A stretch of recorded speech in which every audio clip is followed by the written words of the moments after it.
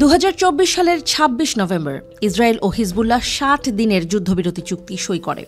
14 মাসের সংঘাতে দুপক্ষ একে অপরকে ঘায়েল করতে সব চেষ্টাই করে, কিন্তু কেন যুদ্ধবাজ ইসরায়েল যুদ্ধবিরতির দিকে ঝুঁকেছিল? এর পেছনে রয়েছে গোপন এক কারণ। থলের বিড়াল বেরিয়ে এসেছে। ইসরায়েলি সেনাদের ক্লান্তিই প্রধান কারণ। দীর্ঘ 14 মাসের সংঘাতে ইসরায়েলি বাহিনী ক্লান্ত হয়ে পড়েছিল। 1 বছরেরও বেশি সময় ধরে যুদ্ধ চালিয়ে যাওয়ার পর ইসরায়েলের প্রতিরক্ষা বাহিনী, বিশেষ করে তাদের রিজার্ভ বাহিনীর সদস্যরা ক্রমশ যুদ্ধের প্রতি আগ্রহ হারিয়ে ফেলেছিল। একদিকে সেনাবাহিনীর সদস্যদের ক্লান্তি, অন্যদিকে সাধারণ ইসরায়েলিদের বিরোধিতা। সব মিলিয়ে নেতানিয়াহু সরকার এই যুদ্ধবিরতি চুক্তি স্বাক্ষর করার জন্য বাধ্য হয়েছিল।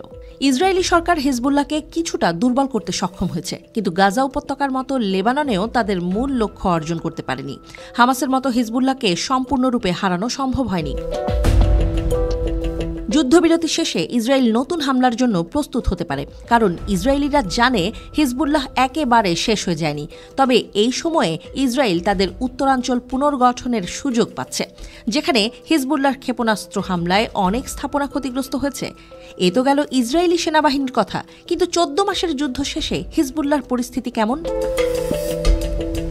ইসরায়েল তাদের শীর্ষ নেতা হাসান নাসরাল্লাহকে হত্যা করে, মাথাওয়ালা আরও কমান্ডারেরও প্রাণ কেড়ে নিয়েছে। কিন্তু এই ক্ষতিও হিজবুল্লাহ যোদ্ধাদের শক্তি ভেঙে দেয়নি, বরং হিজবুল্লাহ প্রতিরোধের প্রতীক হয়ে উঠেছে।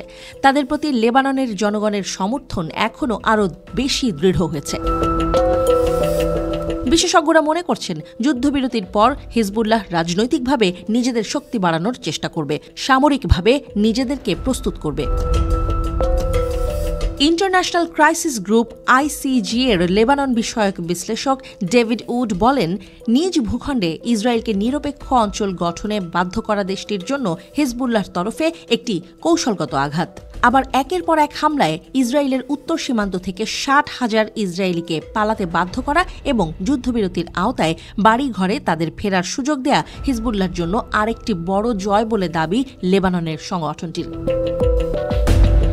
ইরান ও ট্রাম্পের নতুন প্রশাসন এই যুদ্ধবিরতির পেছনে গুরুত্বপূর্ণ ভূমিকা রেখেছে।